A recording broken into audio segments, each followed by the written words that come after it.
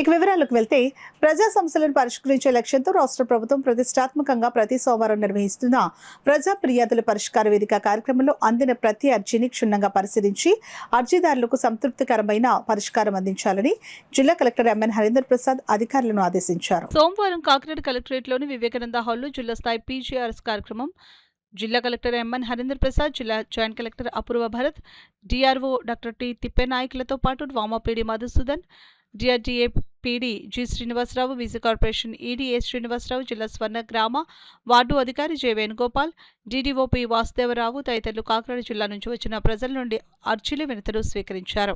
అర్జీల స్వీకరణకు ముందుగా జిల్లా కలెక్టర్ జిల్లాధికారులతో గతంలో పీజీఆర్ఎస్ ద్వారా అందిన అర్జీలకు తీసుకున్న చర్యలపై అధికారులతో చర్చించారు. ఈ సందర్భంగా జిల్లా కలెక్టర్ మాట్లాడుతూ ప్రజా ఫిర్యాదుల పరిష్కార వ్యవస్థ ద్వారా ప్రజల నుంచి వచ్చిన దరఖాస్తులను సంబంధిత శాఖల అధికారులు తప్పనిసరిగా క్షేత్రస్థాయిలో పరిశీలన చేసి నాణ్యమైన పరిష్కారం అందించాలని సూచించారు. పీజీఆర్ఎస్ అర్జీల పరిష్కారంపై రాష్ట్ర ప్రభుత్వం రాష్ట్ర స్థాయిలో నోడల్ అధికారులను నియమించి నిరంతర పర్యవేక్షణ చేస్తున్న నేపథ్యంలో అధికారులు అప్రమత్తంగా వ్యవహరించాలని అధికారులను ఆదేశించారు. అర్జీదారులు కార్యాలయానికి వచ్చినప్పుడు వారి సమస్యలను శ్రద్ధగా విని సరైన అవగాహన కల్పిస్తూ అవసరమైన సలహాలు అందించాలని అన్నారు.